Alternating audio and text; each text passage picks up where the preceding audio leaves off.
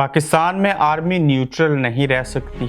Army के neutral होने के तमाम दावे गलत साबित हुए।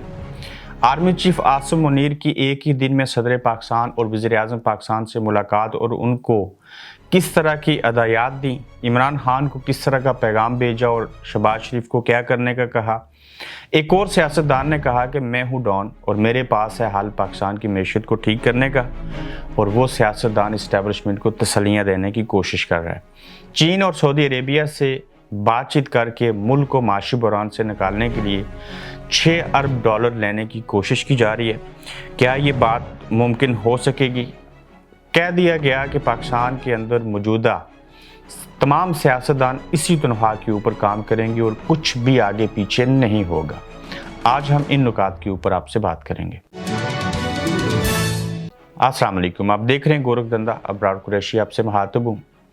हमने देखा भी और सुना भी कि माजी के अंदर बबांग दौल खुलेआम जो है वो इस्टेब्लिशमेंट यानी कि पाकिस्तान आर्मी सियासत में मुदाखलत करती रही। फिर कह दिया गया हम फरवरी में जो थे वो सियासत से नाबलद और पीछे हट गए थे। फिर हमने देखा कि बाज़ अफिसरान आर्मी से रिटायर्ड होने के बाद भी सियासी मामलात के अंदर उलझे रहे, उनकी उसके अंदर मुदाखलत जारी रही। फिर मौजूदा आर्मी चीफ ने जिस तरह की कोशिशें की, मजबूरी कहें, लाचारी कहें, इसको ज़रूरत कहें या दिलचस्पी कहें, पाकिस्तान के अंदर आर्मी जो है वो सियासत में मुदाखलत नहीं करती। ये तमाम दावे जो थे वो गलत साबित हुए। वो इसलिए कि सियासतदानों ने आज तक अपना किबला जो है वो दुरुस्त नहीं किया, और हर एक सियासी पार्टी और सियासतदान ये समझता है और ये मानता है कि पाकिस्तान के अंदर इस्टेब्लिशमेंट के बगैर जो है वो कोई ना तो इक़्तिदार में आ सकता है, ना ही जो हमारी आपस की नाचाकियाँ हैं, चीज़ें हैं, उनको सुलझाया जा सकता है।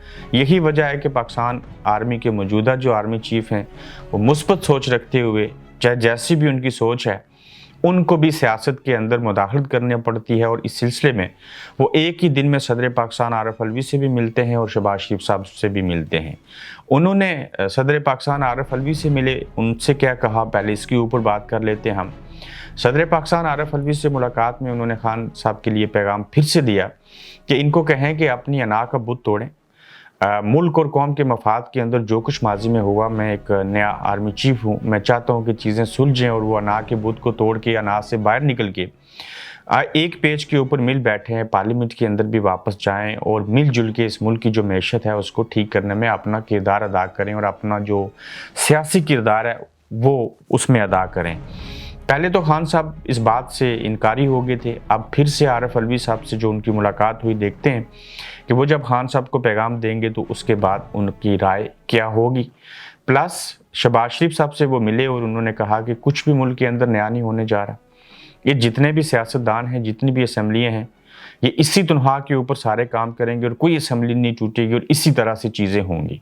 कोई वज़ीर आला नहीं बदलेगा, कुछ नया नहीं होगा, और हम मुल्क के अंदर नया सियासी बहरान नहीं चाहते। और सबसे बड़ी चीज़ उन्होंने ये भी कहा, जो खान साहब को पैगाम दिया गया था और बाकी चीज़ें थीं, कि कोई जलसे जुलूस नहीं करेगा, कोई रैलियां नहीं निकालेगा, कोई एहतजाज नहीं होगा, चूँकि मुल्क के अंदर पहले से सियासी अदम इस्तेकाम है, जिसकी वजह से माशी इस्तेकाम है, अदम इस्तेकाम है, और हम नहीं चाहते कि मुल्क के अंदर मज़ीद जो है वो सियासी फसाद हो और किसी भी तरह का कोई एडवेंचर जो नया है वो करने के हम मुतहम्मिल नहीं हैं। शहबाज शरीफ साहब को उन्होंने ये वार्निंग दी और कहा कि बेशक टेक्नोक्रेट की गवर्नमेंट की बात हो रही है, नया निगरान सेटअप की बात हो रही है, जिसकी मुद्दत जो है वो बढ़ाई जा सकती है, हालात के पेश नज़र मुल्क के अंदर माशी इमरजेंसी लग सकती है, लेकिन आपको हुकूमत दी, आप हुकूमत में आए, ये आप ही की ज़िम्मेदारी है कि मुल्क की मैशत को ठीक करें। और उन्होंने उनको कहा कि आप अपने हिस्से का काम करते हुए मुल्क की मैशत को ठीक करने के लिए चीज़ें करें, और ये भी कहा कि इमरान खान जो हैं उनके साथ मुज़ाकरात और बाकी चीज़ें जो हैं उसमें भी मुस्बत तरीके से, बजाय इसके कि एक दूसरे के ऊपर इल्ज़ाम तराशी और बाकी चीज़ें करें, उसमें भी अपना किरदार निभाएं और कोशिश करें कि उनको साथ में लाया जाए। मगर दूसरी जानिब इसहाक डार साहब ये कहते हैं कि मुल्क कभी भी दिवालिया नहीं होगा, इंशाअल्लाह हम इससे निकलेंगे, और ये ऐसे ही फर्जी बातें हैं कि मुल्क दिवालिया हो जाएगा। चूँकि डार साहब वज़ीर ख़जाना है, वो एक टेक्नोक्रेट हैं, वो सियासतदान नहीं है। अगर वो ऐसा कहते हैं तो शायद हकीकत के ऊपर भी मबनी चीज़ हो, या इस वजह से भी कह रहे होंगे कि हम तसल्लियाँ दें खुद को भी बाकियों को भी कि ऐसे कुछ हालात नहीं है। चूँकि उनको ये अल्फाज इसलिए कहने पड़े, उनको तसल्ली इसलिए हुई कि अब चूँकि IMF तो पैसे नहीं दे रहा, वो इनसे 2 सवाल पूछता है, इलेक्शन कब करवाएंगे और निगरान सेटअप कब बनेगा, और आपके मुल्क के अंदर सियासी इस्तेकाम कब आएगा।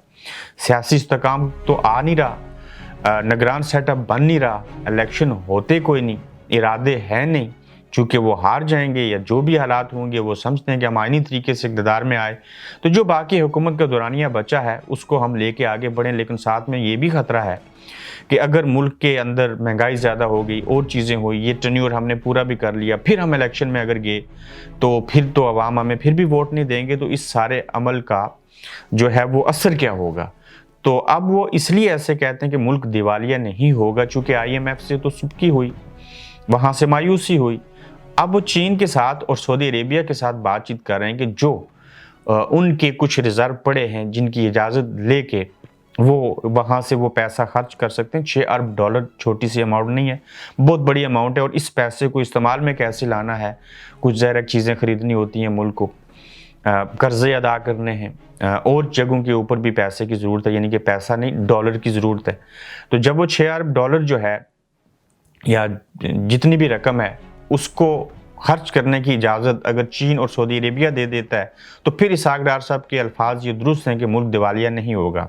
अगर ये नहीं मानते तो ऐसी सूरत में ये होगा कि फिर मुल्क के लिए मुश्किलात होंगी और रिस्क फैक्टर वहीं पे मौजूद रहेगा। अब देखना ये होगा कि ज़ाहिर है पाकिस्तान डिफ़ॉल्ट करेगा तो इसका नुकसान बराह रास्त जो है वो सऊदी अरेबिया पे भी पड़ेगा, चीन के ऊपर भी पड़ेगा। डिफ़ॉल्ट की सूरत में इत्तेहादी जो होते हैं, जो आपके दोस्त ममालिक होते हैं, हमेशा साथ खड़े होते हैं, वो नहीं चाहते कि हमारा एक अहम मुल्क जो हमारा दोस्त भी है, जिसकी हमें ज़रूरत भी है, वो डिफ़ॉल्ट कर जाए और उसके नुकसानात हमारे ऊपर भी पड़ें। तो डार साहब को कहीं लगता है कि सऊदी अरेबिया और चीन जो हैं वो $6 अरब रुपया या डॉलर जो है उसको सर्फ करने में हमें इजाज़त दे देंगी, और जिससे उनको लगता है कि हम डिफ़ॉल्ट नहीं करेंगे। फिर आसफ जरदारी साहब वो शख्स हैं जिनके बारे में मैंने कहा कि मैं हूँ डॉन और मुझे आप जो हैं वो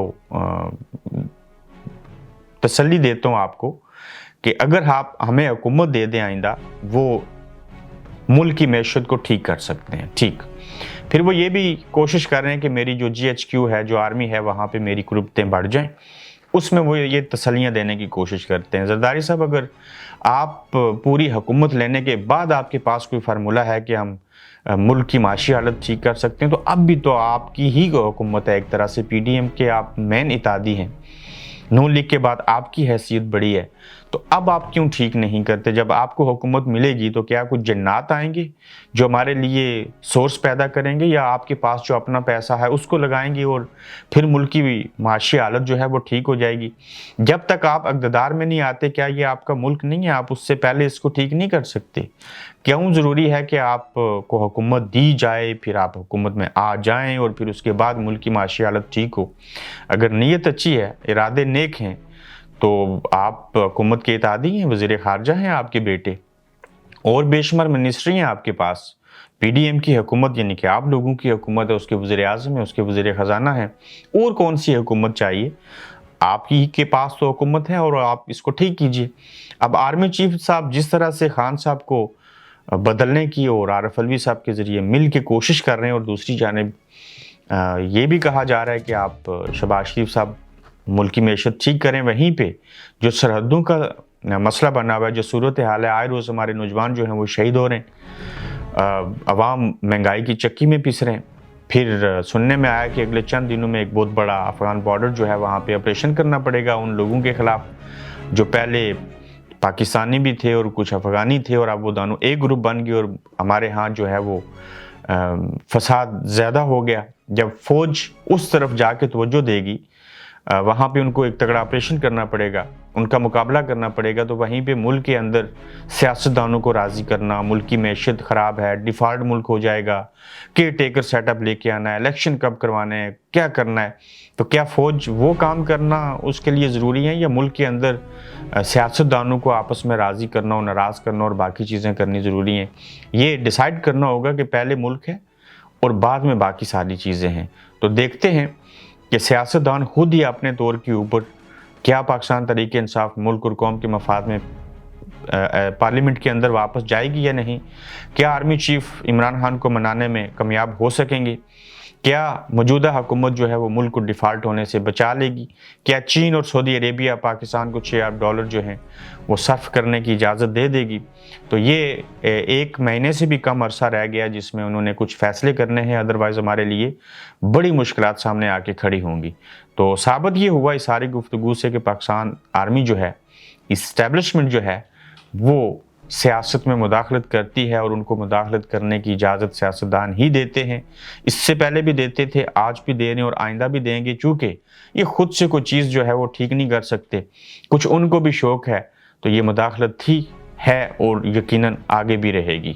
دیکھتے ہیں عمران خان صاحب آگے کیا چیزیں کرتے ہیں۔ اگلے اہم موضوع کے ساتھ آڈیو کو وجہ بنا کے بات کریں گے کہ اگر ایسے نہ ہوتا، ویسے نہ ہوتا، تو شاید آج عمران خان کو اتنے نقصانات نہ اٹھانے پڑتے۔ اپنا خیال رکھیے گا، اپنا فیڈ بیک دیجیے گا، اور اگلے ایپیسوڈ میں دوبارہ آپ سے ملاقات ہوگی۔ اللہ حافظ۔ آپ دیکھ رہے ہیں گورکھ دھندا ابرار قریشی کے ساتھ۔